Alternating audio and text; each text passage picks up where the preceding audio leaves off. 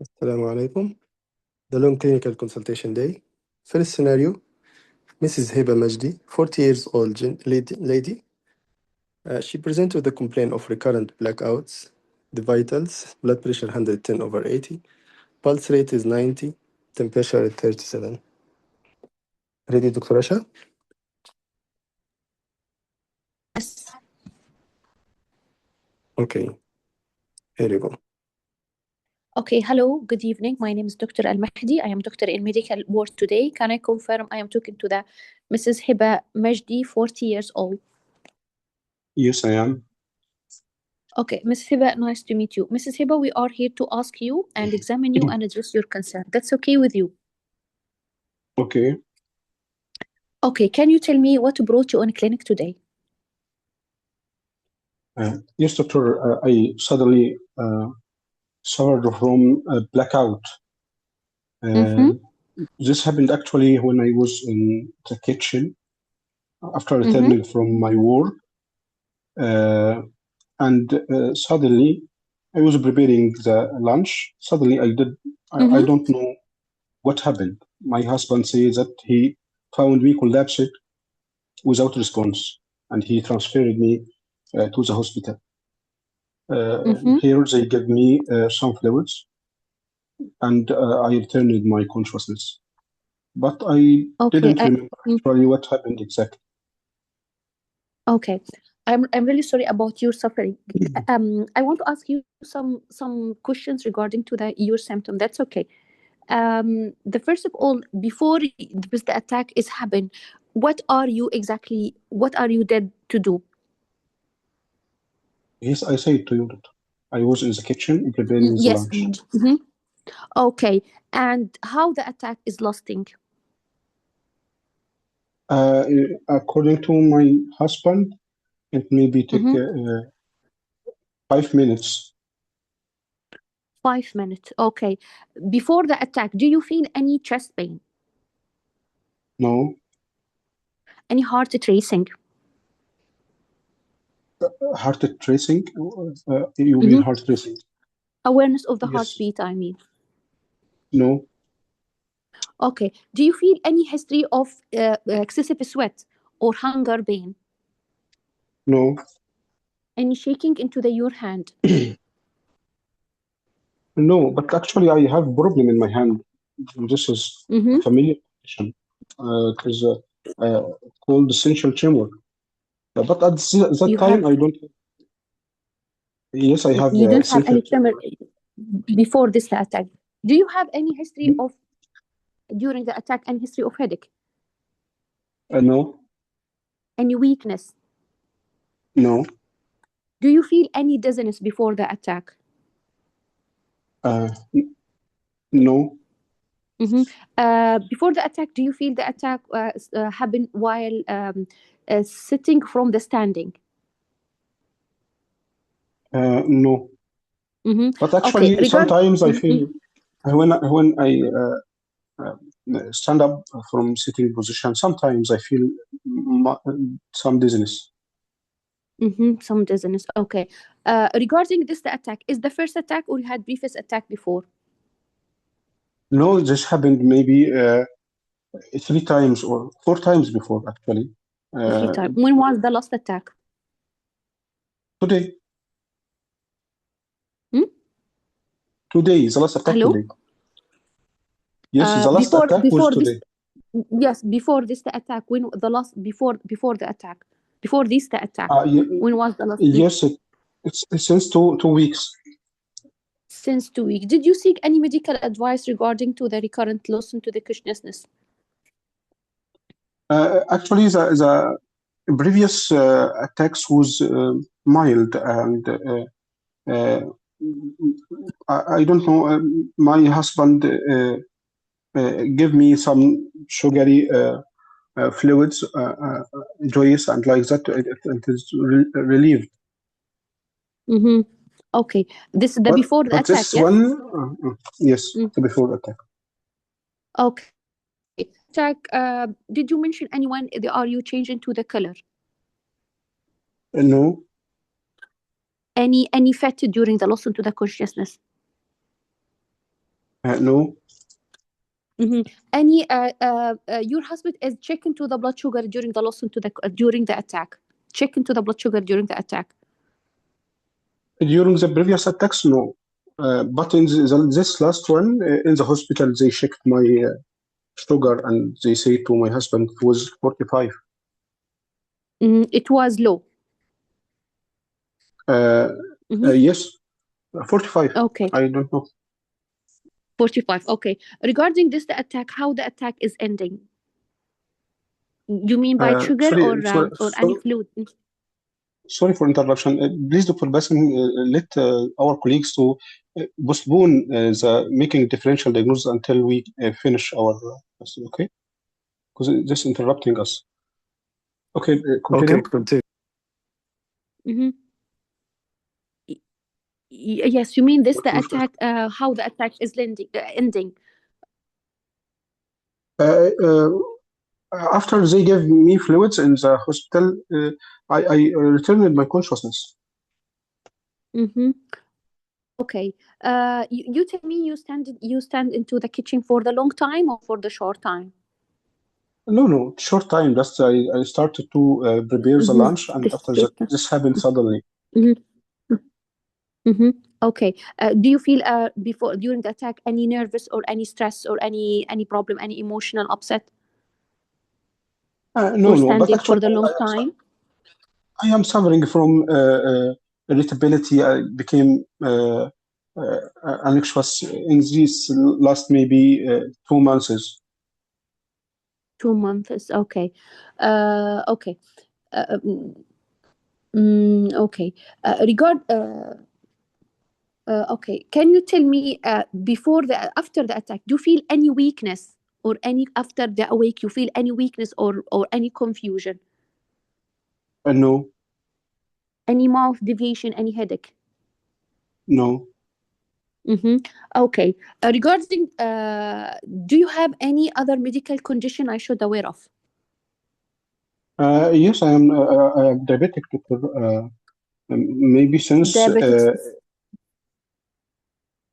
yes, diabetic, and since this is maybe 20 years, and I am 20 years. on medication for that. Yes. Which medication are you take for high blood pressure, high blood sugar? I am taking insulin, Lantus, and Novorapid. Novorapid. During the attack, you are taking this the treatment, the insulin, before the attack? No, but I am taking my insulin regularly. Lantus, I am taking it once daily at night, and in Novorapid, it is I'm taking it before meals. Okay. Any recently change into the dose or added any other added the medication? No. Apart from, can you tell me what is the last accumulated blood sugar? 6. What? 6. 6. 6. Okay. Okay. Are you regular follow up into the diabetic clinic? Yes, I am regular. Every 3 months I visit my Okay. GP, and it is regular. Okay. Apart from diabetes, any other medical condition I should aware of? Yes, as you said, I have this essential tremor, and I am on medication for. Which medication? I am taking Indral. Indral. Okay. Apart from that, any other medical condition? Any history of stroke or fit before, or any history of PET? No. Oh, okay. Apart from the insulin and Indral, any other medication recently or added any other medication? Yeah, I am also taking vitamin B complex and paracetamol over counter for headache. Okay. Okay. Any history, any over counter medication? Yes, paracetamol. Any allergy from any medication? No. Any family history with the same illness? My mother, it is diabetic also. And my father is Mm-hmm. have hypertension and essential tremor also. Mm-hmm. Any disease runs in family? Yes, essential tremor. Okay. Do you have any history any history to the high body temperature? No, What about your weight? but I noticed that there is sweating at night, doctor. Uh, I don't know, but there is no high body temperature. Since how long you have sweat? Yes, this last months. Mm-hmm. Okay. Any history on change into the your color become more change to the skin is become more dark? No. Any history of the tiredness? Yes, I feel more tiredness, but also less of concentration uh, in my work. Yes. Mm-hmm. Tiredness in the special time of the day? No, no, Any history of anyone comment you better than before? no, Any bleeding from any other side? no. What are you do for living? I'm accountant in a bank. How much this symptom affect into the job and daily activity? Yes, as I say to you, doctor. Uh, Actually, this blackouts not happened in during my work, but Mm-hmm. affecting my job. It is a headache and loss of concentration, this tiredness, and I became anxious. Mm-hmm. Okay, I'm really sorry for that, and if I can help you, we can help you by referring to the occupational therapist for sick leave until to fix your problem. That's okay with you? Okay, Can I examine you and also I continue to ask you some questions? okay, Do you drink? Do you smoke? no, Do you drink alcohol? yes, in the weekends, occasionally in the Mm-hmm. weekends, but I don't binge. Over the limit of uh, how No, much no, you need no. to drink? I don't know. I just Oh, drink a little bit because this alcohol also relieve this tremor of my hands. mhm. Okay. I want to examine if the patient, the general look of the patient. I want to check a blood pressure sitting or standing.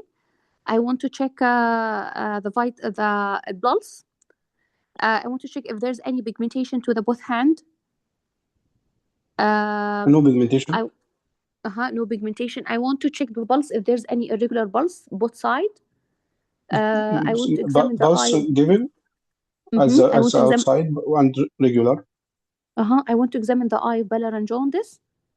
No valor, no genders. I was going to examine to the mouth if there's offer to do fundoscopy. The mouse is normal. Endoscopy Uh-huh. is normal. Uh-huh. I want to escalate it into the heart S1 and S2 if there's any murmur. Cardiology examination is normal. Mm-hmm. I want auscultation if there's any carotid bruit. 2 minutes left. No carotid Uh-huh. bruit. I want to examine if there's any pronator drift and Babinski. No pronator drift. Babinski is Uh-huh. downgoing. Okay. What's your concern? What I have? Okay, regarding your symptom that you have, most probably, most probably regarding to this attack, maybe to vasovagal attack, maybe related to the long standing into the kitchen, but regarding into the last attack, maybe related to the tight control into the blood sugar, because into the last accumulated blood sugar it was the 6. For that, you needed to do some blood test to confirm to our diagnosis. And before can ask you, do you drive? Yes, I'm driving. You need now to stop into the drive until to fix into your problem. Do you have any other Okay. concern? No, thank you. Mm-hmm. So this a problem is my fault. Anything my fault? Causing this problem? Your what? What do you mean I, by your I, fault? am I doing anything wrong? So this problem happen? Most probably, I think due to maybe related regarding into this attack, maybe into the patient, maybe related into the tiredness or long standing. But regarding to the second, the last one attack, maybe related into the, you mean the blood, the maybe yes, maybe related into the tight control into the blood sugar. Maybe Okay. related to the, yes, is not eating to the diet, is not well, and maybe related into the dose into the insulin. Okay. Okay. Thank you. Mm-hmm. Okay. You can present your finding. Yes, time is up. Start the exam. Present your finding, please. Mrs. Heba Majdi, 40 years old, presented with recurrent attack into the blackout. Regarding to the last attack, the patient is while the patient is standing into the kitchen. There's the attack is lasting for the 5 minutes. The attack is ending by the patient taking IV fluid, and also there's a history background to the history to the patient to the multiple attack. The last attack, the patient is taking some sugary substance, sugary food. After that, the patient is improvement. The background, the patient of diabetic and diabetic with the patient into the insulin, lost accumulated lost accumulated hemoglobin A1C, the sex, and essential tremor, the patient in indral. Yes. Regarding the physical sign, there's no any sign of Addison disease, and there's no any sign to the butcher hypotension. There's yes, and regular pulse. There's no any murmur. So, what's your differential diagnosis? Regarding my differential diagnosis regarding this attack, maybe vasovagal attack, and also may be related into the hypoglycemic attack, because the tight control into the blood sugar. Any other differential? My differential diagnosis, the vasovagal attack, the second differential diagnosis, hypoglycemia, may be related, the dose is not related, or the patient, the dose is not related to the diet. Yes. Okay. So, how can you investigate this patient? Apart from the basic investigation, I want to do full blood count, serum electrolyte, renal function test, liver function test. I want to do blood sugar and hemoglobin A1C, and also I want to do a table test. Yes, and also I want to do CT and MRI brain if there's any indication, and also I want to do ECG and 24-hour ECG to rule out any yes paroxysmal arrhythmia. Okay. And how you will manage this patient? The patient education and counseling, and ask the patient to stop into the drive until to fix into the problem, and refer to the patient, the MDT team, diabetic doctor, and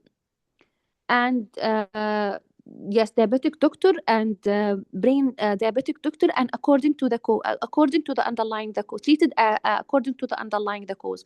If the patient, the tight control, is referring to the diabetic doctor and dietitian, and yes, and eye doctor and kidney doctor, to rule out other complication to the diabetic.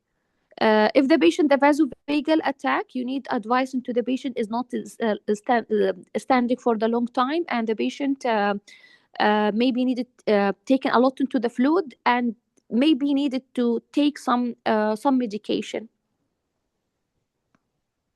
Like what? I think if the patient is not improved by the advice of vasovagal, there is fludrocortisone. Okay. I think I'm not sure. Okay. Okay. So, okay. Thank you. I finished my question. Still 40 seconds or 50 seconds for the question. She mentioned Okay. you ask about the management, the differential, how to investigate. Yes. You ask, okay. So we can ask one more question. If you give me another differential, give me sensible differential, Dr. Rashid. Give me 3. Okay, you mentioned vasovagal and tight control blood sugar. And high, yes. The third, the third differential diagnosis regarding to the history.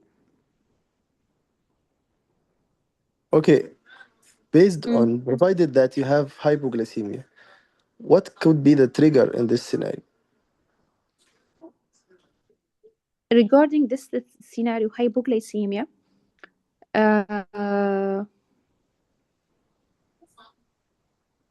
the drug, mismatching drug. What drug you mean? I think the patient regarding to the insulin and the patient long-standing diabetes, autonomic neuropathy. Okay. Okay, time is up. I think now 30 seconds extra. Okay.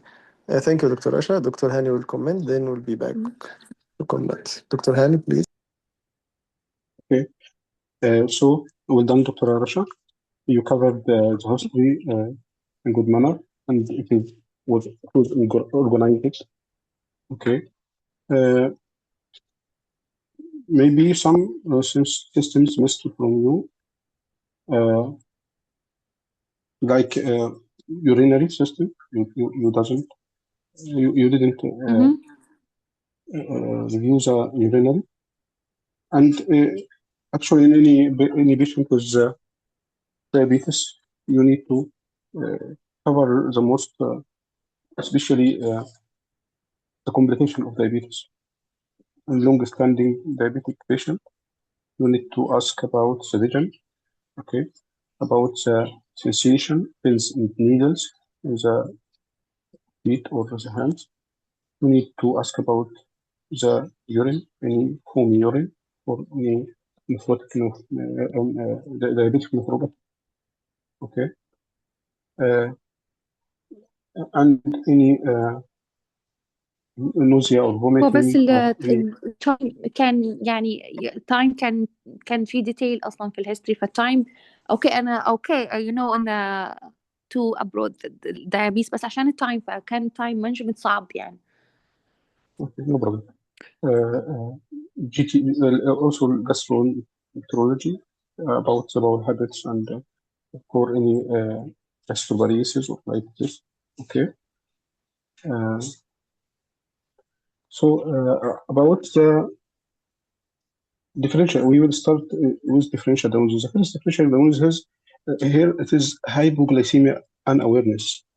This what happened for the patient is a hypoglycemic episodes, but there is unawareness because there is no symptoms of hypoglycemia, no warning symptoms of hypoglycemia. So what is a warning symptoms of hypoglycemia? Just yes, we can ask make it the as a patient discussion about the if sweat. you want. Yes, the sweat, Yes. hunger pain, hand Yes. tremor. Yes. The symptom Excellent. of hypoglycemia. So when you ask the patient, she denied these things. So there is something abnormal, something strange in her case. And she said in the last attack, there is hypoglycemia confirmed by checking the blood sugar in the hospital. So there is hypoglycemia, but she didn't have any symptoms, warning symptoms of hypoglycemia. Okay.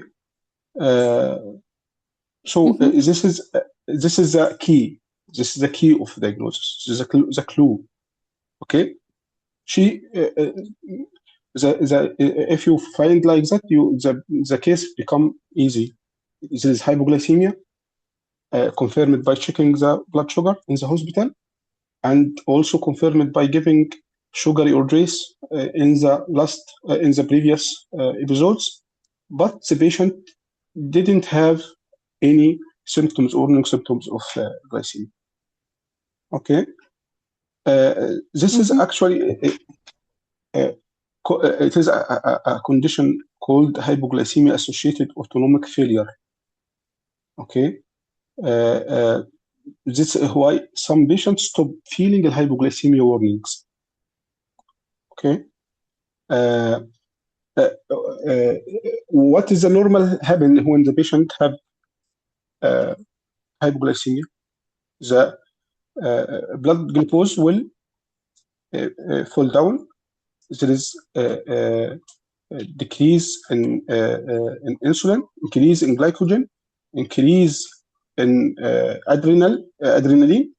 Okay, adrenaline increase will cause the warning symptoms like sweating, tremor, palpitation, hunger, feeling of hunger. So after repeated glycemia, the glucagon response is lost, adrenaline response is reduced, okay, and the warning symptoms will disappear. Okay, so it will be virtuous cycle, like repeated hypoglycemia, reduced autonomic response, no warning symptoms, and more severe hypoglycemia become more and more severe. Okay. So the first differential diagnosis here, it will be hypoglycemia or unawareness. Okay, there is recurrent severe hypoglycemia, loss of adrenergic warning symptoms, loss of consciousness without prodrome, and normal examination between episodes.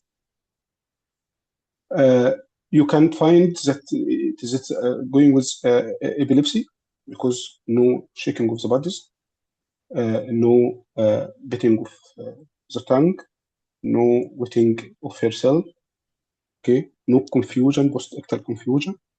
So you can put vasovagal syncopius in the differential. After that, you can put epileptic seizure, epilepsy after as a differential. Okay, you can put arrhythmia, cardiac arrhythmia. Even you can put orthostatic hypotension. Okay, this is the other differentials. So the key here it is a confirmed case of recurrent hypoglycemia, but the patient not feel the warning symptoms. Okay, so when about the, I give you some things like restless sleep, morning tiredness, night sweats, sudden personality change, and inappropriate behavior. This also from hypoglycemia. So she is suffering from long-standing hypoglycemia. Okay, the cause here, what is it? The tight control of the blood sugar. Okay, the HbA1c here, you will find it 6, and she is regular, and she is strict, regular in controlling her blood sugar. Okay, so I will also so you need an examination to cover.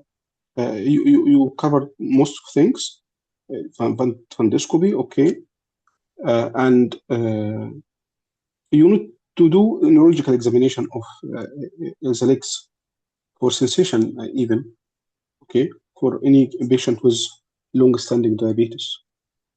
Okay, so here, if the patient asking you what I have, doctor, so the concern will be answered as follows.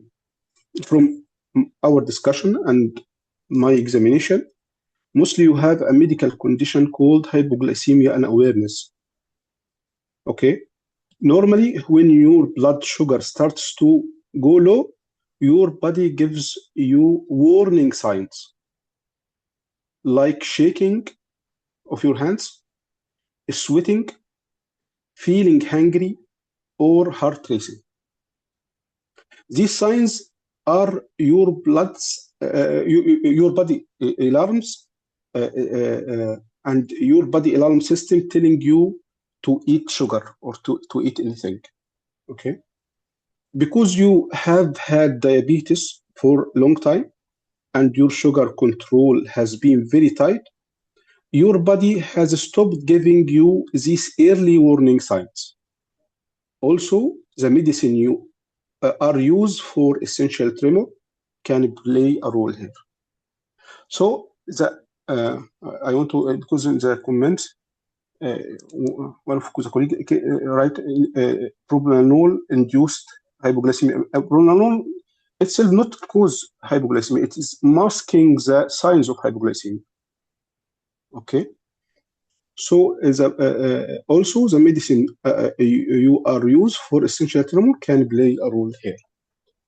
The patient want to say to you, I am good controller of my sugar. Why is this happen to me? Is this my fault, doctor? No, this is not your fault, and it does not mean you are doing badly. We will help you by adjusting your insulin, checking your sugar more often, or using sensor. And always have a quick sugar with you. And also you need to stop driving until we confirm our diagnosis and give you the proper management plan, and also to stop alcohol. Okay, this is about the patient concern. About the differential, we said, okay, about the investigations will be basic routine investigations, and also to confirm the diagnosis of hypoglycemia and awareness. You will do bedside glucose assessment, blood sugar during the episodes, and continuous glucose monitoring to detect asymptomatic and nocturnal hypoglycemia. You can use the sensor glucometer, sensor glucometer, which put on the arm to check this.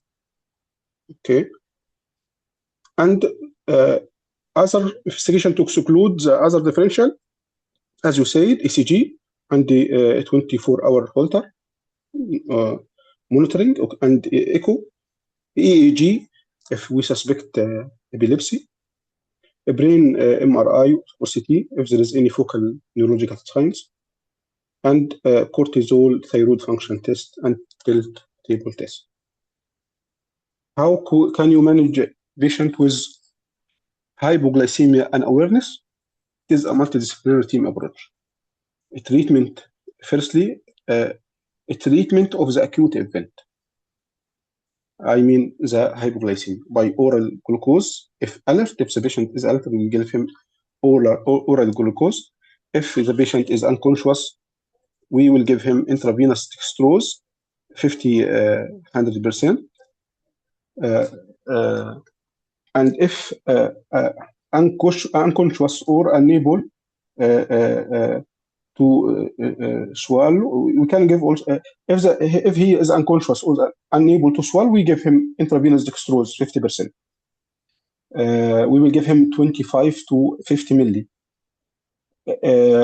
And if we can have an IV access or unavailable, we can give glucagon injection, subcutaneous or intramuscular. This is an acute event. To prevent, sorry, I'm audible? Yes. Yes, voice- yes. Okay. And to prevent the recurrent hypoglycemia and awareness, to prevent this, we will do some things. Relax glycemic targets temporarily. We will say it is good thing, it is good work to control your blood sugar, but we need to be relaxed in glycemic control. So relax glycemic targets temporarily. And raise glucose targets slightly for 2 to 3 weeks. And okay, avoided tight fasting glucose to become less than 80 milligram per deciliter. Okay, avoid to be less than like that, the fasting. Why? To allow the restoration of autonomic warning symptoms. So lose control of the blood sugar. And after that, adjusting insulin and review the type, dose, and timing of insulin. And we can switch to a basal bolus or insulin pump for fine control. We can use also long acting with lower hypoglycemia risk. Okay. Besides that, frequent monitoring, 4 to 8 times per day, or continuous glucose monitoring with alarms for low glucose. You can use this sensor. Okay. Besides that, the non-pharmacological, we can use education of the patient and his family about the neuroglycopenic symptoms and how to give immediate glucose when hypoglycemia happens, and avoid skipping meals, and carry fast-acting glucose with her in her bag, and stop driving, and also dietary adjustment and regular follow-up. Anyone want to repeat? Anyone want to repeat this? Yes, doctor, please. Okay. So okay. Yes. I will repeat the management. I will repeat the management. Firstly, so how can we manage patient with hypoglycemia and awareness? It is a multidisciplinary team approach. Okay. And firstly, we will deal with the treatment of acute event by giving oral glucose if the patient alert. And if the patient unconscious or unable to swallow, we will give intravenous dextrose 50-100%. We will give 25 to 50 milli. Okay. And if there is no intravenous access or the intravenous dextrose unavailable, we can give glucagon injection subcutaneous or intramuscular. This is acute. And to prevent recurrent hypoglycemia and prevent unawareness, we will relax the glycemic targets temporarily and raise glucose targets slightly for 2 to 3 weeks, and avoid tight fasting glucose to be less than 80 milligram per deciliter to allow the restoration of autonomic warning symptoms. After that, we adjust insulin dose, review the type, dose, and timing of insulin, and we can switch into basal bolus or insulin pump for fine control. Okay, and we can using long acting with lower hypoglycemia risk. Besides that, we can do frequent monitoring, 4 to 8 times per day, or continuous glucose monitoring with alarms for low glucose. After that, education of the patient and his family about neuroglycopenic symptoms and how to give immediate glucose when hypoglycemia happen, avoid skipping meals, carry fast-acting glucose, and stop driving, and dietary adjustment and regular follow-up. I finished my comment. Thank you. Okay. Thank you, Dr. Hani. Well done.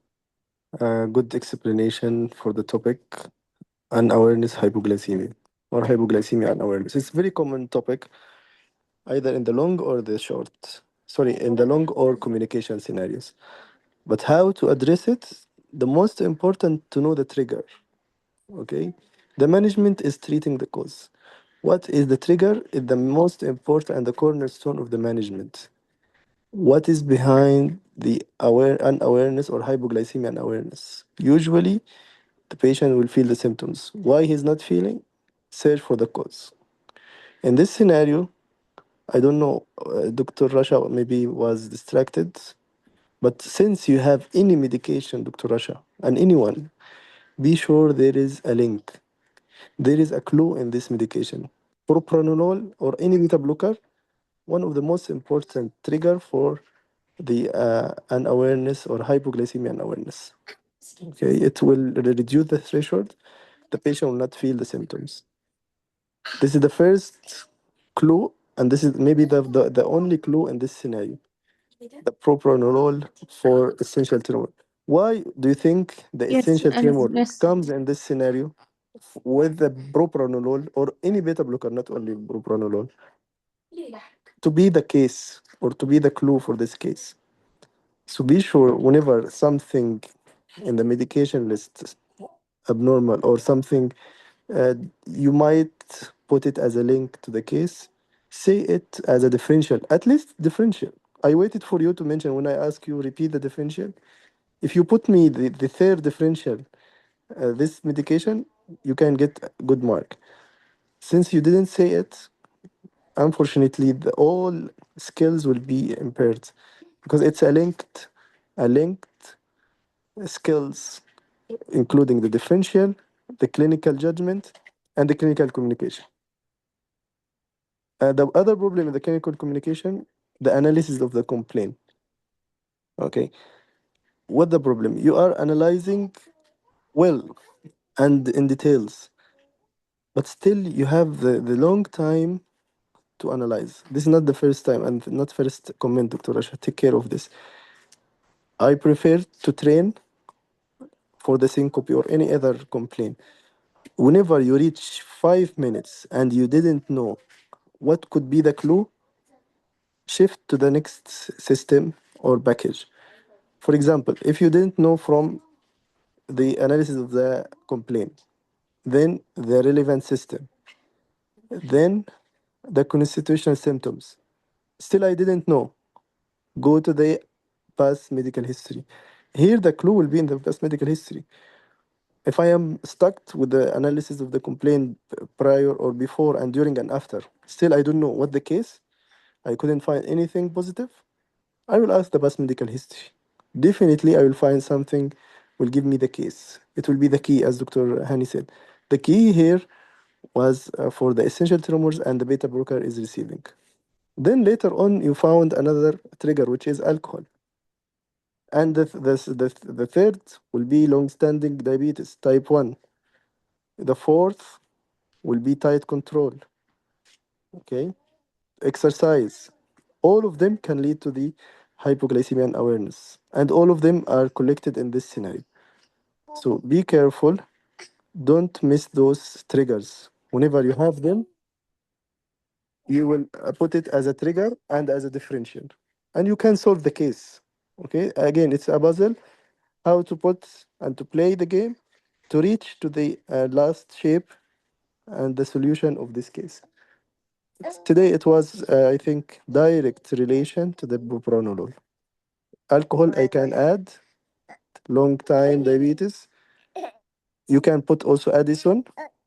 Okay, all of them can cause it. Autonomic neuropathy, again, because of long-standing diabetes and also tight control.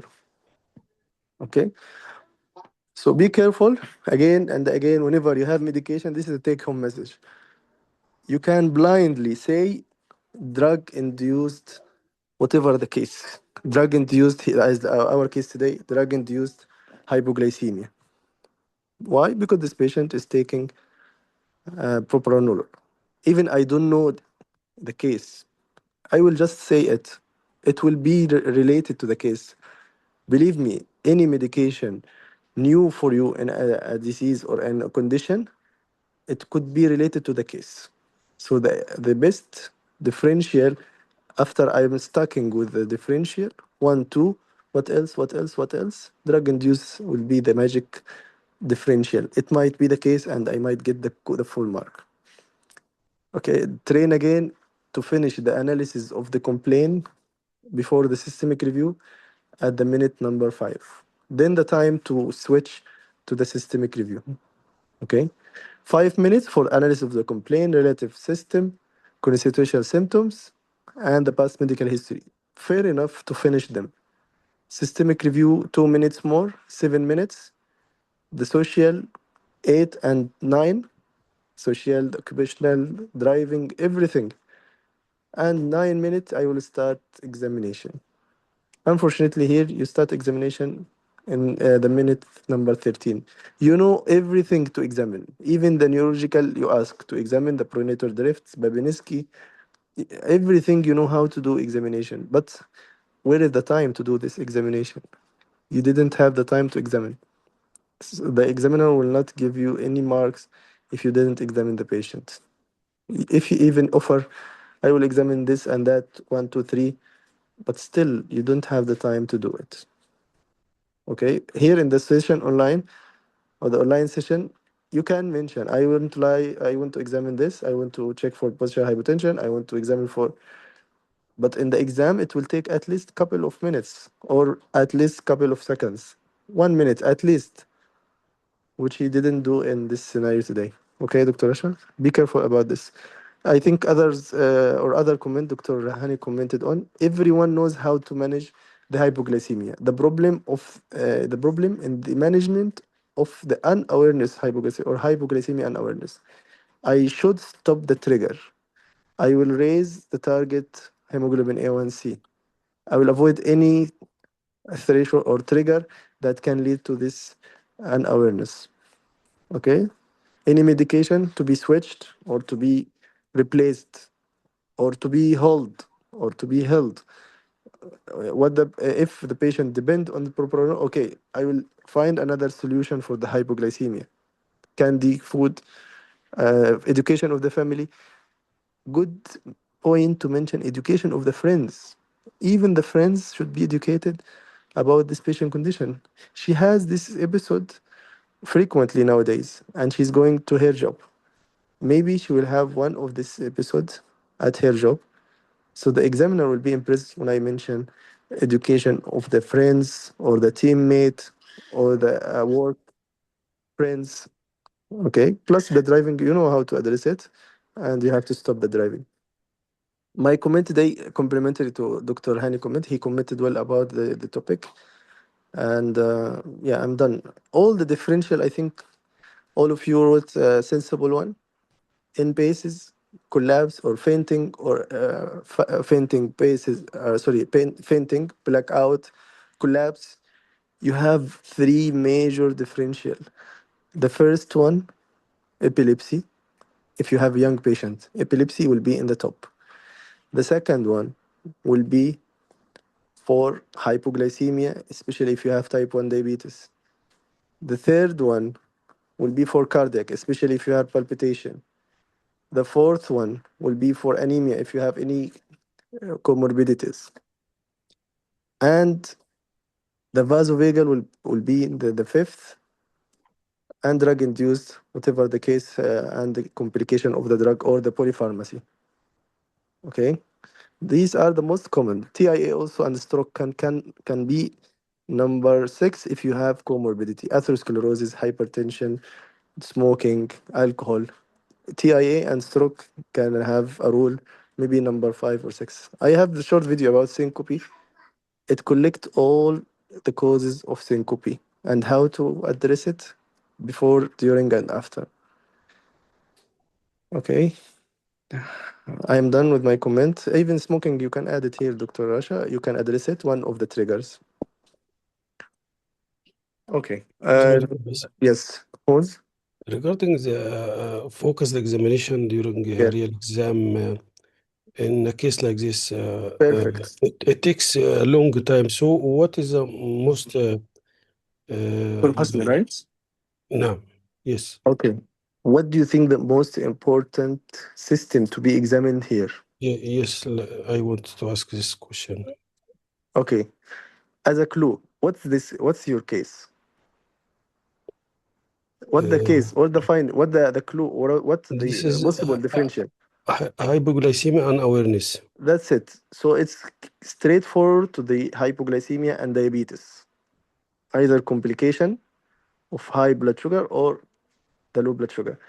I will examine the related finding or the related examination steps of diabetes. Started from the hand, the glucometer, finger prick marks.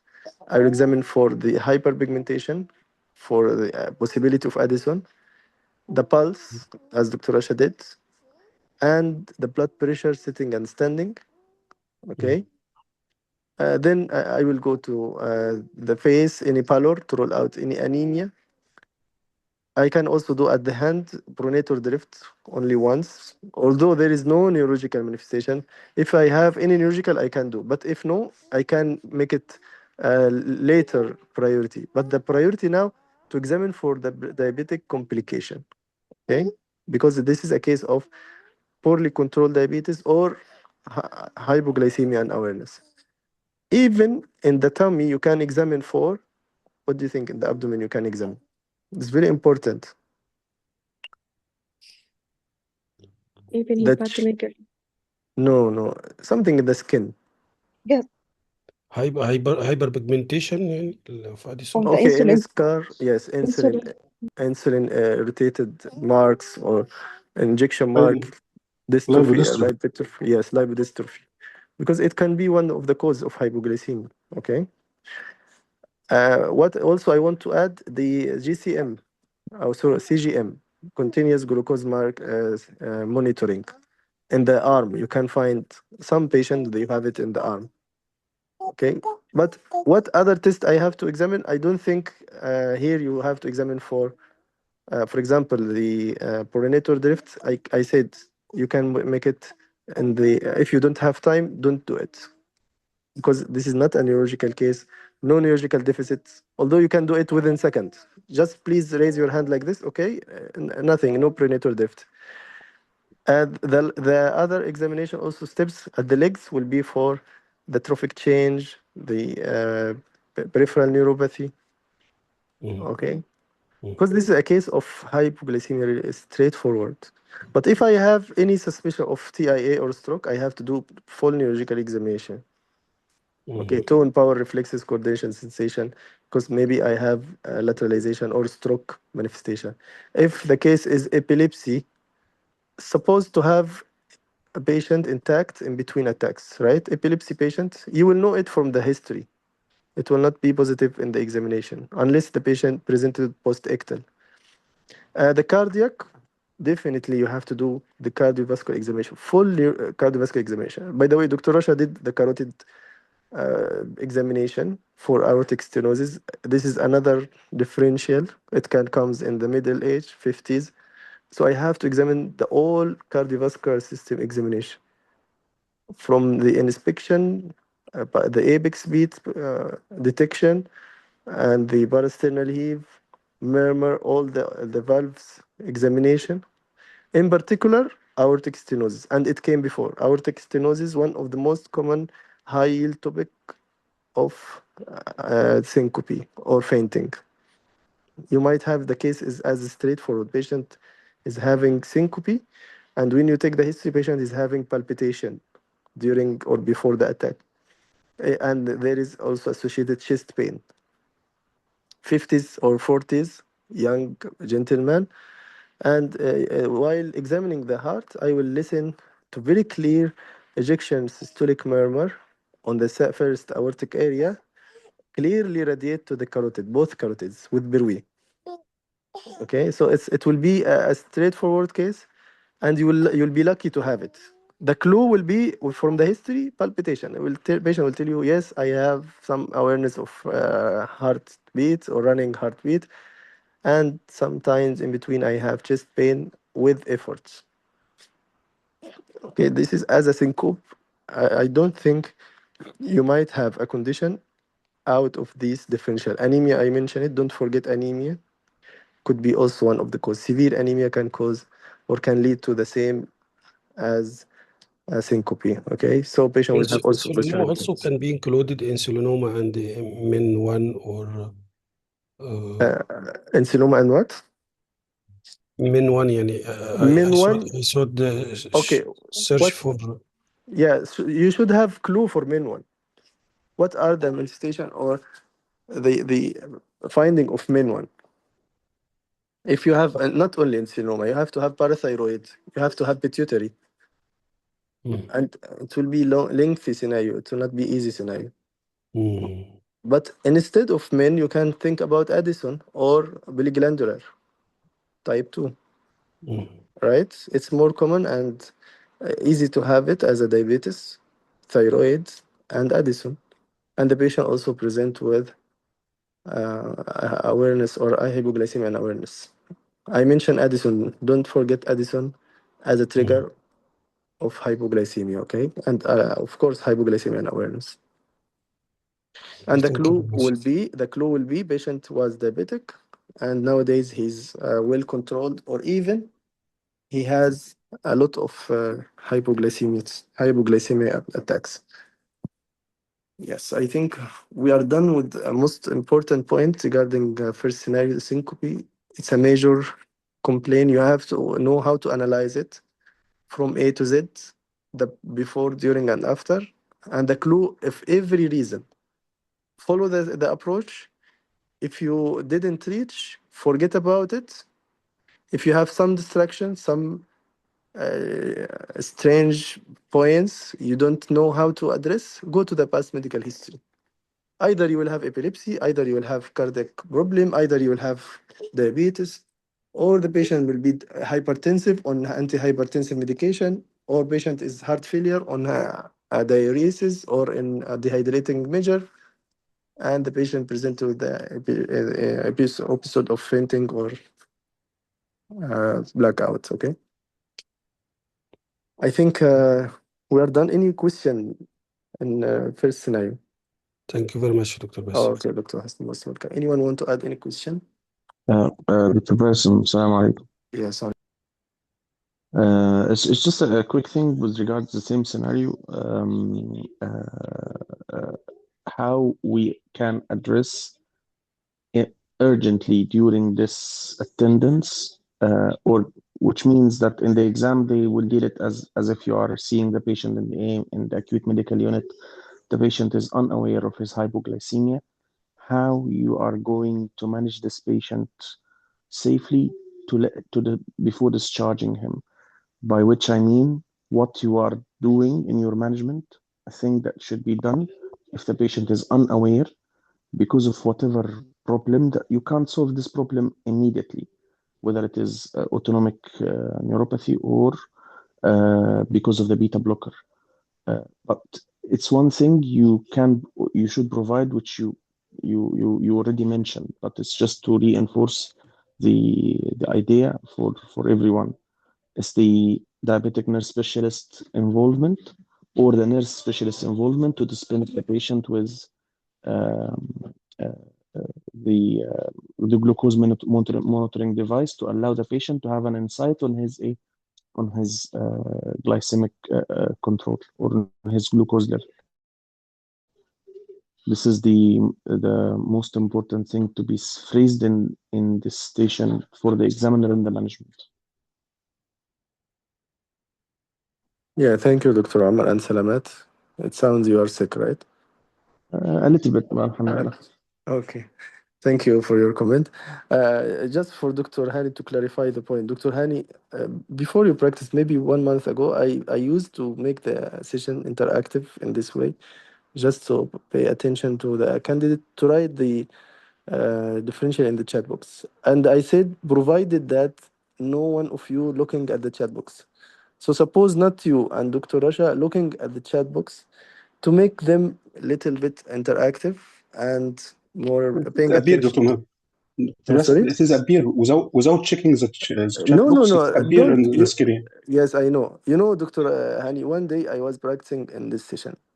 You know what I was doing? I just throwing my phone behind me. I'm talking to the sound. I don't care about what's coming in the screen because I want to learn and I want to do the case properly. So no need to look. And suppose Dr. Rasha will be the one distracted, not you. Anyway, if you are distracted, we'll make the discussion later No on. problem, Dr. Basim. No problem. I feel this is Yeah, the I usual. know it's appearing, No but problem. as I said, don't look, don't pay attention at all, just to make the candidate more active and also how to put the differential. Because wallahi, I know one of, or not one, most of the candidates, they failed in the differential. And it's very important to know how to put sensible differential. The examiner, they don't have any mercy. if you don't give sensible definition, they can fail you, believe me, in the exam because of one skill, which is differential. So I'm just trying to let them learn how to put a sensible definition. Let's move to the next scenario because the time is already late. Dr. Hani, your scenario, John Smith. Let's assume the patient name, John Smith, presented with headache. I will give you some minutes. I will try to read quickly what are the chat box. Mr. John Smith, 45 years, presented with headache. We can start now. No, please do it perfect. I want you to be professional and perfect. I can give you 1 minute even. Write your approach. The headache Okay. as a gift. It's a gift, really. You can solve the case easily. So get your take your time. We'll start after 1 minute. Dr. Rush, I have any vitals for this patient, or all of them are normal? Yes, 1 minute. I will. Yes, please.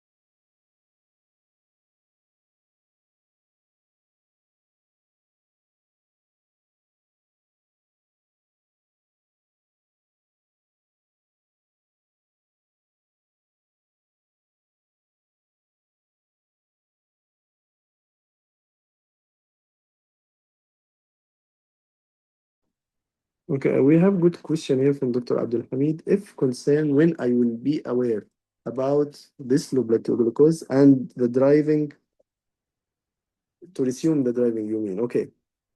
First of all, the hypoglycemia and awareness, one of the تمويل 3 سنين من الحرب المتواصلة عن طريق الاستدانة الداخلية والخارجية. Okay. Yeah, whenever the patient still having hypoglycemia unawareness, he or she cannot drive. You have the rules to be aware about the hypoglycemia, then you will not have the hypoglycemia itself. Okay, so the hypoglycemia unawareness itself, one of the prohibited case to drive. You have to stop driving. And the best way to address the driving in any hypoglycemic patient, refer the patient to the DVLA, driving vehicle license advice. Okay, don't tell for how long, I'm not sure. No, just tell him, inform the DVLA, please, because it's unsafe for you and others. This is the best way to address. For how long? This is not our guidelines today. But suppose whenever you are free for 6 months, you might, or you can tell him you can resume driving. But again, it's not the rule. This is not our job. Just refer, and whenever the patient is having the hypoglycemia awareness, he or she cannot drive. Clear for all? When to resume the activity, maybe 3 months or 3 weeks, as some doctors wrote. I'm not sure about the duration when he can feel the symptoms. Okay, but till he has the sense of awareness, he will be stopping driving. For how long? I don't know. He might have it after how many days or how many months, but he cannot drive. I hope it's clear. Dr. Hani, if you're ready, we can start.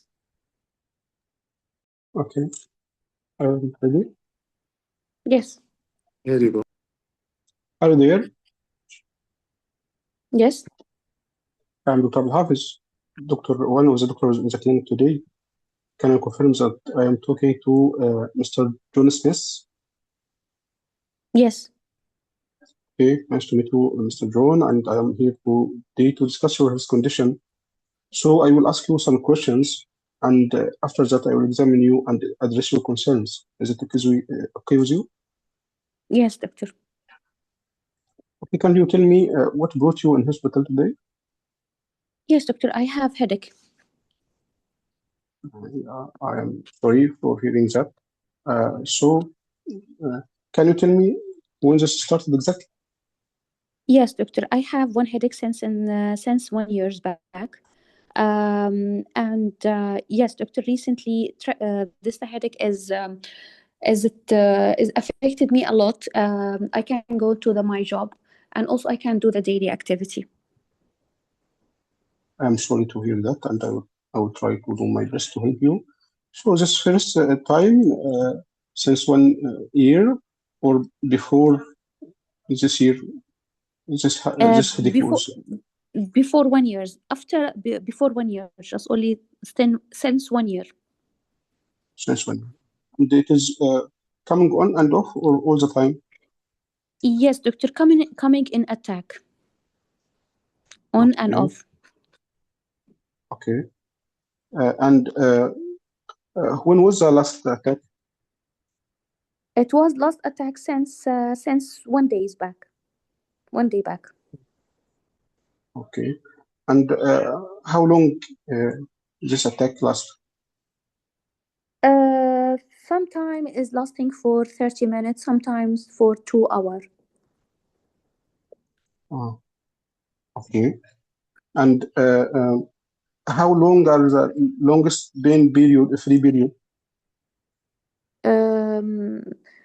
I'm not sure, doctor, but the attack is Okay. recurrent. And how much this episodes or attacks during the day? How many times during the day? Yes, doctor, sometimes 5 attacks, sometimes 6 attack. Is different from the date by day. Okay. And how much severe this headache? If I give you a scale from 0 to 10, how much severity of this headache? Between 6 and 5. 6 and 5. Okay. So where is the site exactly in your head? Inside my headache, doctor, in the left arm, in the left, in left face. In the left side of your face. Mm-hmm. Okay. And is taking your left eye also affecting your left eye? Yes, doctor, exactly. It's affected my eye. Okay. And do you have any in the left eye? There is any redness or any excessive tearing? Yes, During doctor. Yes, during the attack, I feel, yes, excessive tearing. Okay. Okay. So this headache going to any site like your neck or like that? No. Can you describe the nature of this headache? Yes, doctor. Just as throbbing pain. Okay. Do you notice anything increase this headache? Like what, doctor? Like coughing, straining, leaning forward, stress, No. No. bright lights, No. exertion. No. Anything bring it better, like rest or painkillers? Sometimes, doctor, when I take some paracetamol, sometimes it is get better. Okay. Okay. So any high body temperature? No. Okay. Any loss of consciousness? No. Any weakness in your body? No. Any change in sensation in your body or your limbs? No. Any shaking of your hands? No. Any shaking in your body? No. Any problem in your speech or your hearing? No. Okay. Any change in your weight? No. Any lumps or bumps on your body? No. Any change in your appetite? No. Any chest pain? No. Any shortness of breath? No. Any leg swelling? No. Any cough? No. Any coughing of blood? No. Any runny nose? Yes, doctor, during the attack. Okay. Any secretions behind the nose or inside? No, doctor. Okay. Okay. Any tummy pain? No. Any tummy swelling? No. Any change in your bowel habits? No. Any feeling sick or getting sick? No. Okay. Any change in your water work? No. Any skin rash? No. Any joint pain? No. Okay. Any valor in your skin or anyone informed you that you became pale? What do you mean, doctor, by pallor? I mean your skin color become pale or like yellow. No. Okay. So I want to ask you about any past medical history of long-standing disease. No. Okay. Any previous history of any surgery or procedure? No. Okay. Any medication you are taking or regular? Just only paracetamol. Okay. And okay, how much paracetamol you are taking every day? I think, doctor, when attack is come, I think, doctor, every day. Okay. For how long you are taking paracetamol? Since 1 year, doctor. And you are taking it every day. How many tablets every day? Sometime is 1, sometime is 2. Okay. When the attack is come, I take paracetamol.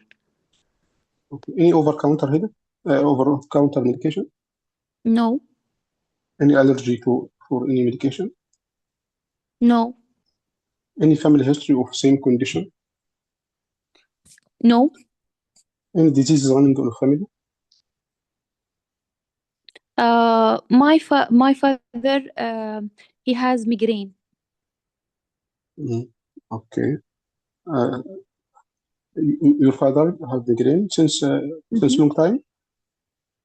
Yes, I think since long time. Okay. So any travel history? No. Any are you married or you have long standing?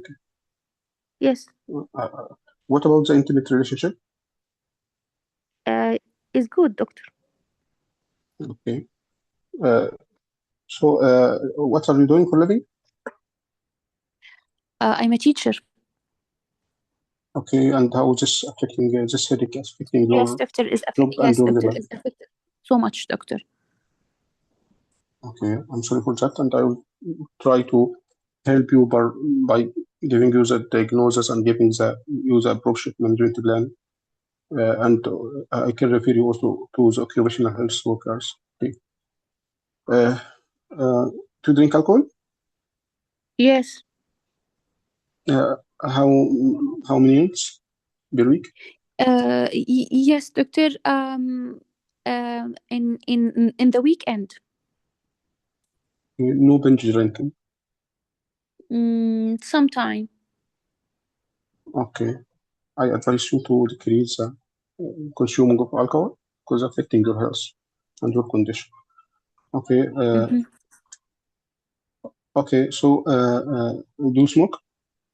Why, doctor, want me to stop the alcohol? Just decrease consuming alcohol and binge drinking because affecting your health in general. Okay. I will try. Okay. So about smoking. No. Okay. I want to examine you if you don't mind. What you want to examine? Okay. Firstly I will general examination. Any abnormality in the general examination? There's no any abnormality to the general lock. Okay. I will examine the hands for any abnormality. There's no any abnormality in the hand. Okay. After that, I will examine the pulse and regular or regular. Yes, the pulse is regular, 80 and regular. Okay. And I will examine the eyes for any pallor images in the eye. The eye, there's no pallor, no jaundice. Okay. And I will examine the mouth for any abnormality. For what? There's no any abnormality for mouth. Okay. I will examine also. I will examine the jugular venous pulse. JVP is not raised. Okay, I will do the cardiovascular examination. For what? For any murmurs, any. There's no murmur. Okay, I will examine the eye for. I will offer fundoscopy. I will examine the eyes for visual acuity and visual field. Visual acuity is normal. The visual field is normal. Normal. Okay, any redness, and also only redness in the eyes of the. There's no redness. 2 minutes left. Okay. I will lastly I will examine the lower limbs for any lower limb edema. For there's any lower limb for what? Lower limb edema. There's no lower limb edema. Okay. So, Mr. John, can I know what is your concern? Doctor, you think I need to do imaging to my brain? Yes, I highly appreciate your concern, Mr. John. Yes, we will do some investigation. Actually, I think you are concerning about something.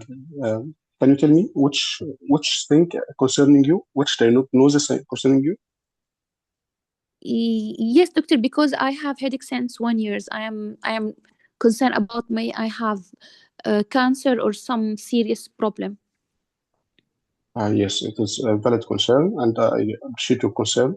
Yes, we will do some imaging to exclude this. But actually, from our discussion and examination, I think you have a medical condition called cluster headache. Do you ever heard about this before? No. Yes, it is a type of headache affecting usually one side of the head, and like in your case, around the eye, the left eye, and it comes in clusters in periods. So it is named cluster headache. So when this happened, this headache happened, there is maybe frequently for days or weeks, then maybe go away for hour and come back like that, coming on and off. So we will do some investigation to confirm our diagnosis and to exclude other things like which you're concerned about cancer or like that. Okay, After that, we will give you the proper management plan. Okay, time is up. Okay, presenting your case. Yes, Mr. John Smith. It is complaining of 1 year episodic headache. The headache, every attack can maybe take 30 to 2 hours, and associated with redness and tears and runny nose from the side, the left side. Okay, and this he also taking paracetamol for this, and actually I can't find any abnormality in examination. The examination is totally normal. Okay, and he have a positive family history of migraine. Okay, so this is my finding in this case. What's your differential diagnosis? My first differential diagnosis is cluster headache. Okay. And the second differential diagnosis is hemicrania.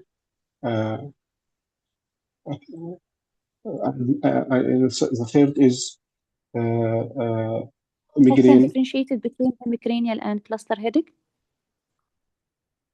It will be less in duration and frequent. Which one is frequent more? The hemicrania. Which one the duration is less? Hemicrania also. Yes. The third differential diagnosis? It will be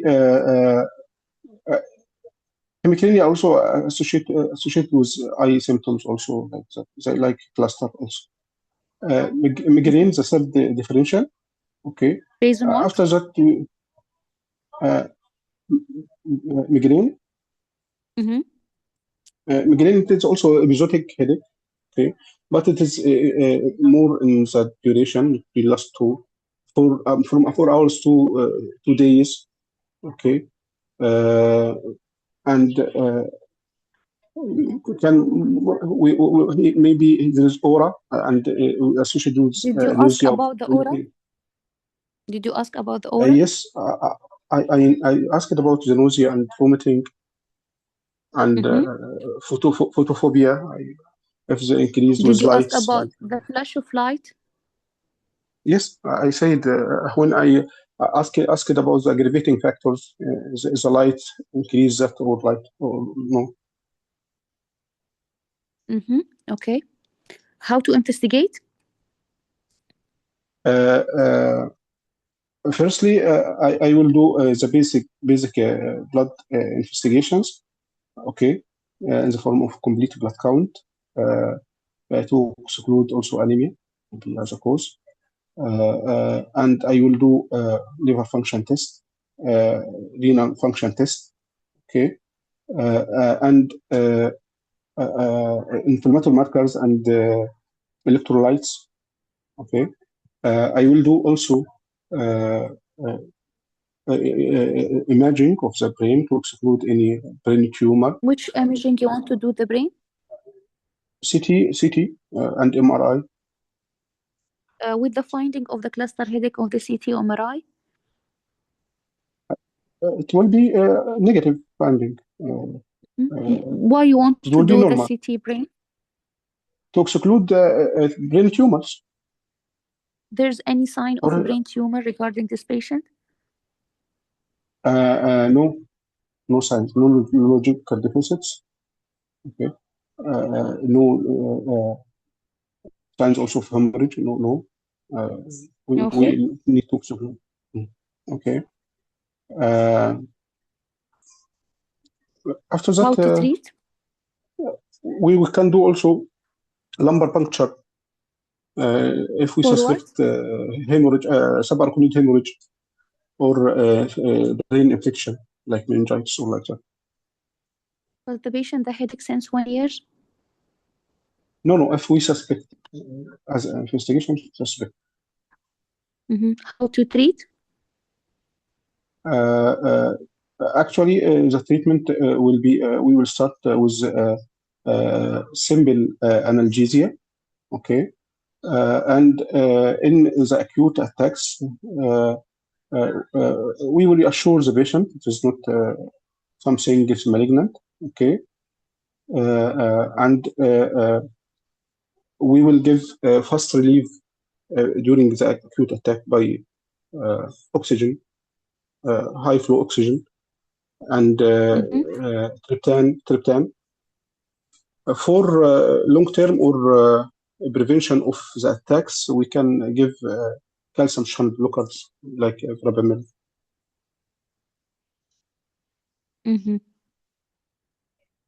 Okay. Yes, time up. Okay, Dr. Rasha, you can comment now. Okay, Dr. Hani, you did well. But regarding the flush of light, I don't hear ask about the flush of light. Okay, regarding trigger, I didn't ask about any stress relating to the stress. You don't ask any relating to the certain type into the food, any trigger for the migraine, because the migraine may relate to the stress and the certain type into the food. Okay. Regarding into yes, regarding to the history, the patient with history into the alcohol, you didn't tell the patient the alcohol may be related to because the cluster headache, the alcohol is the one of the trigger. For that, you need to tell the patient you need to stop into the alcohol. Regarding the physical examination, physical communication. Regarding to the physical sign, you didn't. Repeat the last point. Yes, regarding to the patient one with the differential diagnosis, the migraine. Yes. One of the differential diagnosis regarding yes, you need ask about any trigger of the migraine, like stress, like the certain type of the food. Alcohol, Dr. Rasha. Yes, he's the first. The second, okay. the alcohol, because the alcohol is the one of the trigger of cluster headache. You need to tell the patient you need to stop into the alcohol because the alcohol may be trigger of the cluster headache. The other regarding to the physical communication, you didn't tell the patient you need to stop into the paracetamol because the paracetamol because the medication overusing headache, one of the differential diagnosis regarding this case. For that, you need to tell the patient you need to stop into the paracetamol. Regarding to the physical examination, you didn't examine any neck stiffness. You didn't check if there is any tenderness into the temporal area, any bulbable into the temporal artery. You didn't examine the CNS examination because the patient, the headache, one of the symptoms to the CNS. You didn't examine any CNS symptom, CNS system. Sorry. Regarding to the judgment, this patient not needed CT because there's no any sign of high intracranial pressure. There's no any sign into this basic occupying lesion. For this, regarding to the clinical judgment, the patient is not needed to do imaging to the brain. Yes, the differential diagnosis, the cluster headache. Regarding to the hemicranial, is the same the cluster headache, but the duration is short duration with the frequency attack. The patient, the cluster headache, the duration is longer, but the attack is last. The patient attack is lasting for the 2 hours. I think the hemicranial, the duration is less than 2 hours. For that, the hemicranial is not one of the differential diagnoses. Regarding this case, the first differential diagnosis, cluster headache. The second differential diagnosis, migraine. The third differential diagnosis, medication overusing headache. For that, you need to stop into the alcohol. You need to stop into the paracetamol. Patient is not needed to do CT or imaging to the brain. Just only a basic investigation and started the medication and stop the trigger. This is my comment. Yeah, thank you, Dr. Rasha. Started from this point. Cluster is a clinical diagnosis, and it's clear Yes. the patient doesn't have. I don't know if Dr. Hani asked about the ICP or signs of increased intercare pressure in this scenario, Ask. like sneezing. He Yes, asked. he is asked. Okay, Yes. Mm-hmm. this is quite enough to tell the patient no need to think about cancer. Okay, the cancer, first of all, will be with positive constitutional symptoms. The character of headache will be changed, and the third is you will have signs which is not alarming us, which is increased intercare pressure. Don't say intercare pressure, but you don't have headache worse with the sneezing or leaning forward, or you don't have blurring of vision, you don't have neck stiffness. So I don't think it is a cancer.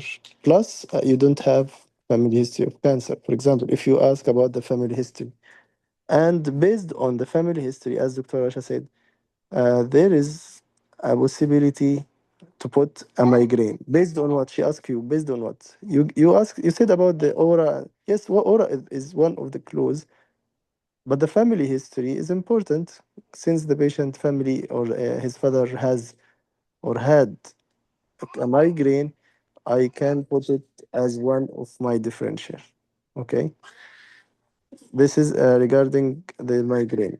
Regarding the headache, we mentioned, sorry, regarding the cancer, the welfare for the driving, the welfare for medication overuse. You didn't give any advice regarding the medication overuse. That's why the welfare marks is down. So you have to tell, please, if you have any or if the symptoms affecting your drive. You are talking about neurological manifestation which is affecting the eyes. Since the eyes is affected, you have to ask about the vision. Any vision affection during the attacks, yes or no? Yes, please do you drive? Yes or no? Yes, please stop driving till we have a clear diagnosis. Then, the next thing, whenever you have headache or any neurological manifestation, ask about SMS, stress, mood, and sleep. Okay, all of them might be the trigger, might be the relation, or it might be affected because of the disease or because of the long-standing headache. And get ready, Dr. Hani and Dr. Rasha and everyone. The headache comes either in two ways, either or two ways, and everyone will have another division. What I want to say, either you will have it as a chronic headache or acute headache, and every category will have different definition. The, the chronic headache, either it will come with increased intercare pressure or without increased intercare pressure, as well as for the acute. The acute either will come with acute headache with increased intercare pressure or without increased intercare pressure. Let's give for everyone an example. For the chronic headache with no signs of increased intercare pressure, our case today, cluster headache. Second is tension headache and medication overuse headache and migraine. All of them as a chronic headache comes in attacks without increased intercare pressure. And you might have some clues. For the migraine, the aura. For the cluster tearing and redness of the eyes. For the medication overuse headache, you will have the history of medication. And the last is tension headache, you will have stress. Clear, this is as a cause of chronic headache without increased intercare pressure. The second one, chronic headache with increased intercare pressure. You have to suspect the space occupying lesion. Okay, the history will be for patient with history of cancer, history of constitutional symptoms, and loss of weight, and so on. And maybe you have neurological deficit, weakness, or even seizure. Space occupying lesion. The second will be for the chronic headache with increased acupressure, the IIH, the idiopathic intracranial hypertension. Idiopathic intracranial hypertension. Okay, what you will have vision issue headache, female, obese, medication, antibiotics, acne. Okay, this is a second differential of chronic headache with increased intracranial pressure. Let's go to the acute headache causes, either with increase or without increase. With increased intracranial pressure. And I don't know why, Dr. Hani, you went to this topic in this scenario. Don't say anything doesn't make sense. Okay? The subarachnoid hemorrhage, one of the most common cause of acute headache with increased intracranial pressure. And it doesn't fit at all this scenario. Don't mention it for any reason. I want to rule out the why you want to rule out subarachnoid hemorrhage if the patient doesn't have any of the alarming signs? No need to mention it at all. The examiner might be irritated. Why you suspect subarachnoid hemorrhage in this scenario? So it's one of the acute headache in cases that comes with signs of increased intracranial pressure. Okay, so this is a first subarachnoid hemorrhage. The meningitis comes as well. Meningitis, one of the cause of acute headache with increased intracranial pressure, and the ICH, intracranial hemorrhage. Okay, so you can put it as, you can also put cavernous sinus thrombosis, venous sinus thrombosis. All of them can cause brain edema, and it can cause also increased intracranial pressure with acute headache. The last category is acute headache without increased intracranial pressure. So it's maybe you can put, but by the way, the previous also, you can put Pritt syndrome. We mentioned it in the last week. Huh? Last week we discussed the Pritt syndrome, posterior reversible circulation encephalopathy. So it will be also with acute headache with increased intracranial pressure. Let's go to the last category, which is acute headache with no increased intracranial pressure. Here you can put the metabolic causes like hypocalcemia or hyponatremia or electrolyte disturbance, the hyperglycemia, hypoglycemia. Okay, this will be with acute headache with no increase in intracranial pressure. What you will have in the exam, either any of them, but you have to know in which category you are going, and you have to analyze. You have to ask the most important question, the alarming question for the headache, any signs of increased intracranial pressure, because it will take you to another differential, or it will give you the clue of the case according to the finding. Okay, this is the topic today. I hope you got learned about the headache. Although I said it's easy, Dr. Hani, but some points need to be changed. Don't think and don't go with the patient words. Doctor, would I have a cancer? Would I need to do CT? No, it's not a cancer. You don't have any of the alarming. Be honest, be brave to say that. You don't have any alarming signs. You don't have any history of, for example, cancer. We don't have semester or the symptoms that can suspect a cancer. Do I need to do CT? If the cancer, or sorry, if the headache character changed, you might need to do the imaging.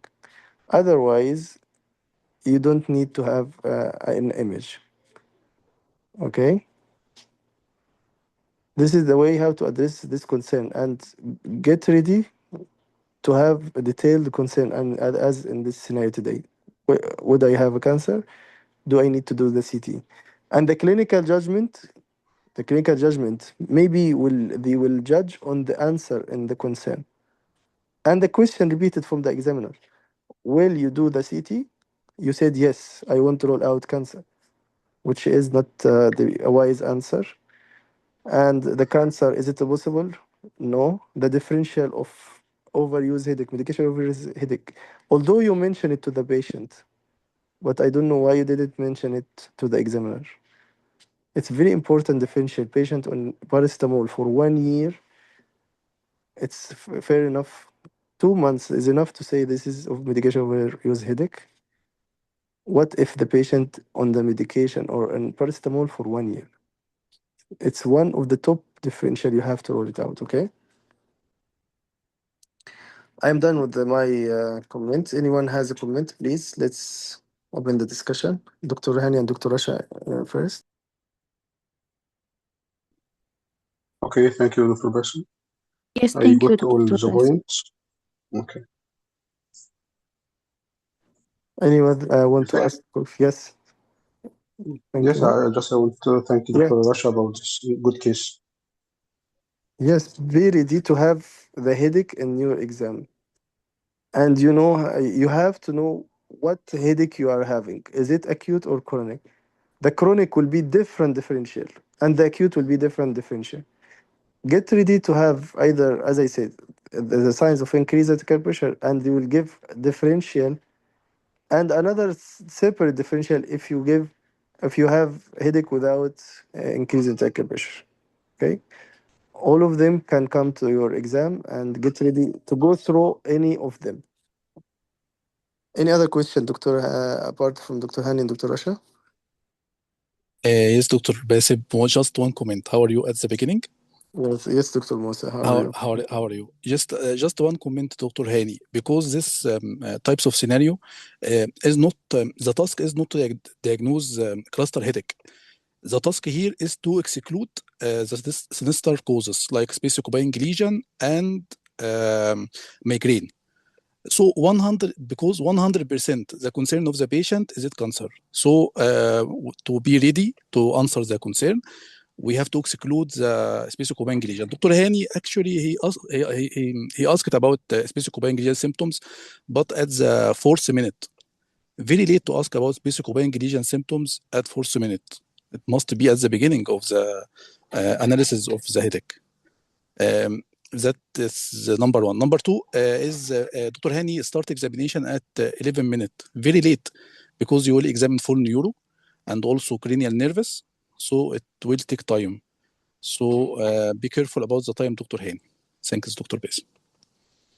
Yeah, thank you, Dr. Musa. Thank you. Nice comment. Dr. Bass. Oh, okay. Yes, sure. Please continue. No, someone was asking. I wanted just to ask a quick question for both candidate Dr. Hani and the other doctor. What is the 2 stations and paces we need to make the bed flat? You need to what? The examination. To make the bed flat to examine the patient. And today is The one. abdomen station. Big Yeah. bed flat, the abdomen. Just only abdomen. And what is the other? It's the I headache think just station. only abdominal examination. It's the Just headache only station. abdominal. What? You need to. It's the headache station. If you have headache station, you need to part of your examination. After examining the cranial nerve, you need to do Koenig-Zambrudzinski sign. You need, whilst you are Yes. doing them, you need to make the bed flat. So these are the 2 stations in the whole paces. You need to make the bed flat. This is so the it's just for the headache specific examination. Cranial nerve, focus cranial nerve, the visual field, and the pupils, offering the fundoscopy, and then do Koenig-Zambrudzinski sign. Quick, voluntarily asking the patient for examining. Which cranial, Dr. Omar, we will examine? Cranial nerve. Mainly the second cranial nerve. It's the main thing. Second and the seventh, at least. Yes, and the 5 and the 7 and the 8. Five. It depends. So in this station, it's not acute headache; it's chronic. But you need to rule out the signs of intracranial hypertension, isn't it? So you need to quickly examine the pupils. But you will adjust if it's acute headache and you are ruling subarachnoid hemorrhage or meningitis or stroke. If it's the opposite one, you need to have a full run of the rest of the cranial nerves and examine at least the voluntary power of upper and lower limb. Are you able to move your limbs? Yes. And your legs? Yes. This would be a quick way if you are short of time. So it is cranial nerve at the neck level. Kiernig's and Brodzinski sign, you need to make the bed flat, Yes, and then ask the patients to raise their hand. If they are able to walk, then ask them to walk. This would be a proof of full power that they are able to walk. If you are very short of time and you started your examination late. Yeah, thank you, Dr. Omar. I remember now another point when Dr. Hani examined the raised GVP here. I don't think it's related to the case to examine the raised GVP. Instead, you have to examine, for example, the eye examination or even the nose stiffness. Okay, so be sure to examine the related system, which is the neurological in our scenario today. Yes, But and also cardiovascular examination. I think yeah, in this no case is need. not need to examine to the heart. Exactly. Yes, no need to examine the heart or the cardiovascular examination. Our examination will be direct and straightforward forward for our neurological examination. The prenatal drift even you can do. Dr. Bassem, please, I have questions. If I got a clue the case is a cluster headache, then should I ask also to rule out all possible causes of headache, such as Perfect. migraine and stress Perfect. headache? Okay. Also during examination, if the patient is not feverish and there is no suspicion to be meningitis, should I check neck stiffness? Although from the history, I cannot suspect it is a meningitis. Perfect. Another perfect question. So both questions are perfect. First question, why I'm looking out or looking for other similar cause of headache to our scenario. Yes, the clue for cluster is clear, but also there is another headache which comes in attacks, and there is family history of migraine. Once I hear my father has a migraine, I should rule out the migraine as a differential. So I have to ask the question for migraine, aura or whatever, just to show the examiner I am ruling out the migraine, although it's not the nature of migraine. What the difference in the nature of the in both headache, Dr. Hosni? The migraine, how the nature of the headache will be, and the cluster, how the nature of the headache will be. Migraine is usually a throbbing headache. It persists for Perfect. not less than 3 hours, and it is maybe associated with aura or not.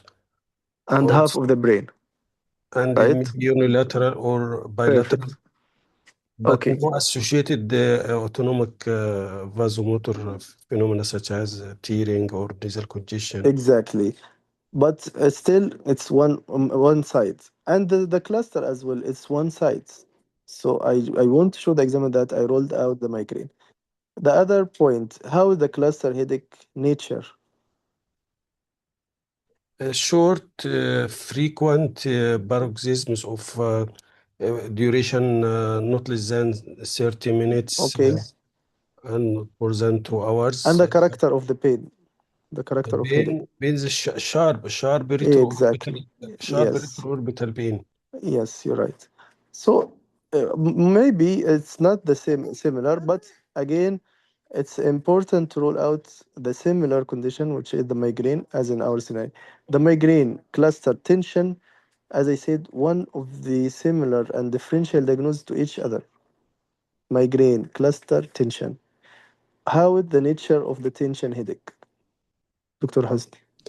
Tension is usually mild of less severity around 5 or 6. Okay.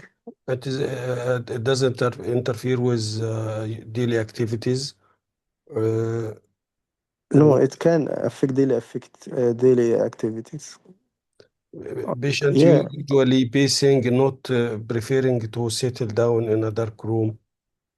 Okay, and what is the nature of the headache and the tension? Band-like headache. Perfect. Yes, you have to know what the nature because every headache will have characteristic finding or characteristic presentation. This is regarding the first question. The second question, do you think any of them has signs of meningism in our scenario today? No. I don't think you need to do the neck stiffness in our scenario today.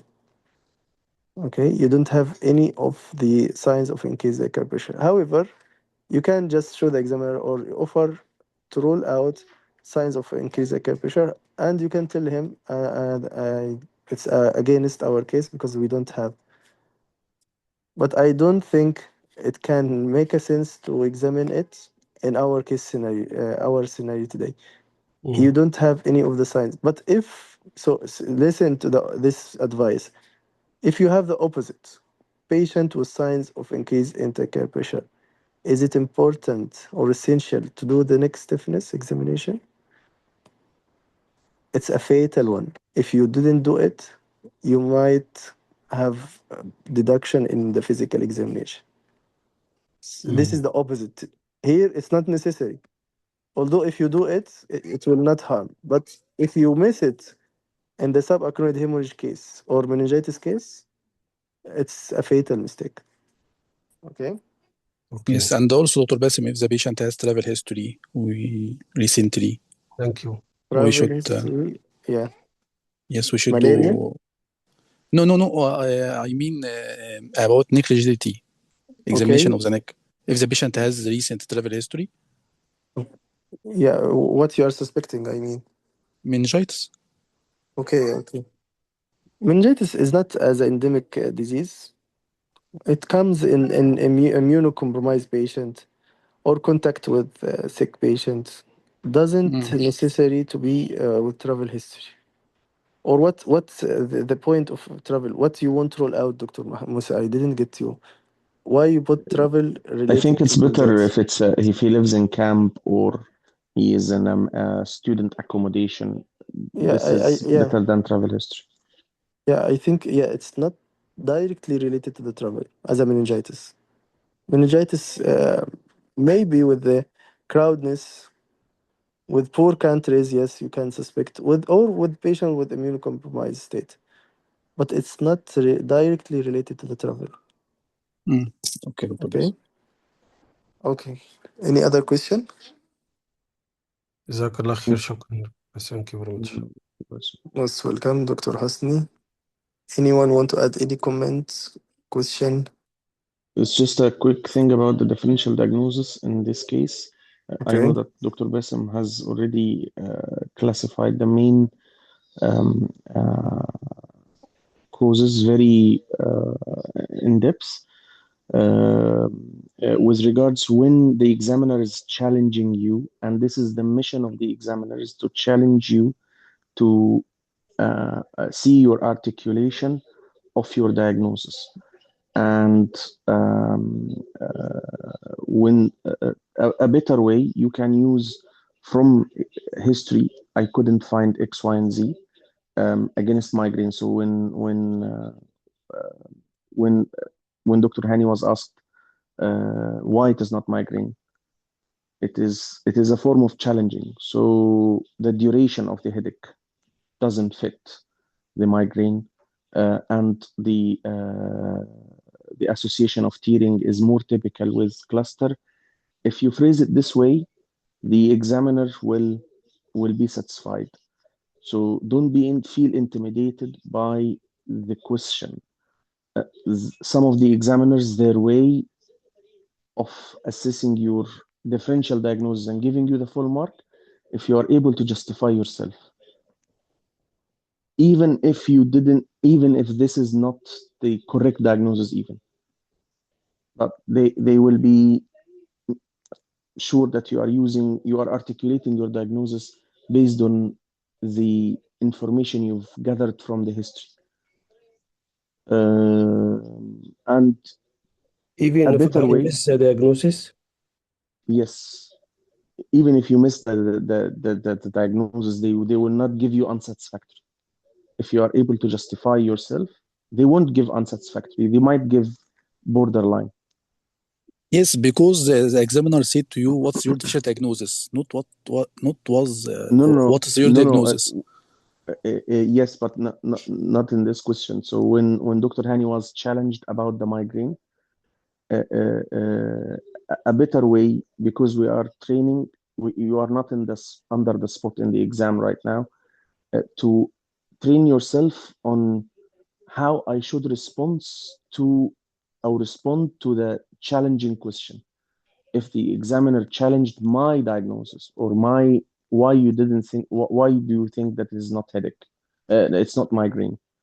Oh, because of the duration of the headache doesn't fit the migraine, and the association of the tearing of the eye, which is a part of the autonomic involvement of the trigeminal nerve.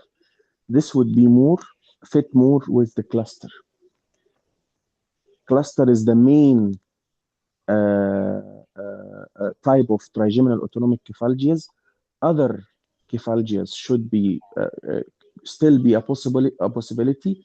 However, this would need a neurology specialist to provide an insight. So I will be giving a provisional diagnosis of cluster headache till it is clarified by the specialist, because the hemicrania continua or paroxysmal hemicrania is the sisters or the cousins of cluster headache. It's a spectrum, even up to sona and sonic, which is a very brief headache, and it's usually mistaken as medication-induced headache or medication misuse headache, because it comes very rapidly. But anyway, in your differential, the one who articulates the differential diagnosis in good way and negative the less likely differential. So this based on that this headache is frequent, chronic, and it's not, or you can say it's not new headache, and it's not different than the previous headaches. My main diagnosis would be cluster. The other trigeminal autonomic cephalgia remain a possible differentials, and less likely that it is of acute causes, such as migraine, such as meningitis or subarachnoid hemorrhage, and the carotid artery dissection. Those are the three if it's acute. If it's acute, the subarachnoid meningitis and the dissection is your differential. You are giving the less likely. In this way, you will be enforcing the main differential and giving him the feeling that you know the rest of the differential diagnosis and you've less prioritize it. He will write in the differential the candidate was able to prioritize the possible diagnosis and deprioritize the less likely other diagnosis for this complaint. Did you get my point? Dr. Omar, please. Hello? Excuse me, Dr. Omar. If I can respond to the challenge of the examiner, when but I didn't ask, I didn't search for a clue at the history.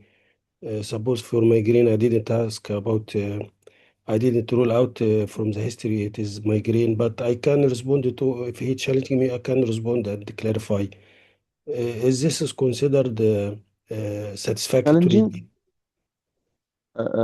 Is this considered satisfactory? It depends on how the examiner is satisfied about your response. But there is no specific question to rule out migraine, but you can use what you've asked in your favorite. Like if you asked about the duration of the headache as a part of your fixed history item, you forgot to ask about the triggers.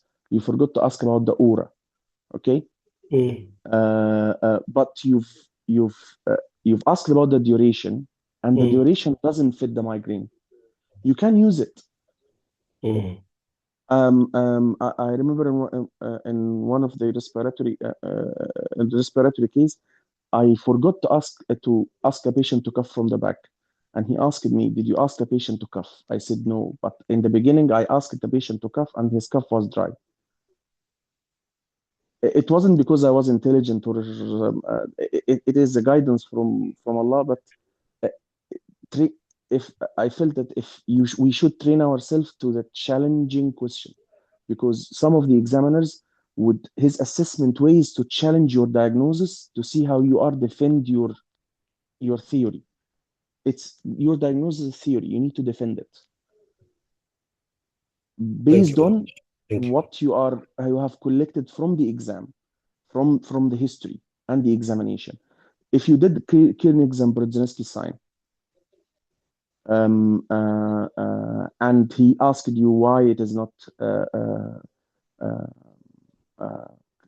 let's say, dissection, but not in this case. Let's say it's an acute type of headache for the first time, or a headache that's not similar to the previous headaches. If you can use, I did Kirchner-Brzezinski sign, the patient doesn't have signs of meningism. This is why I feel that it's not a meningitis. If the examiner in this station asked you, have you checked the signs of meningism from the history and from the vitals? The patient is not feverish. The patient is not shying away from light. I feel that this is less likely a meningitis. Did you get the point? Okay, thank you, Dr. Amar. Okay, thank you, Dr. Amar. Thank you, Dr. Hani and Dr. Asha again for the participation today. Any question before ending the session? Okay, satisfied all. See you tomorrow, inshallah, with the communication day. Thank you all of you to attend today. Good luck and good night. Assalamu alaikum wa rahmatullahi wa barakatuh. عليكم السلام. Thank you for time.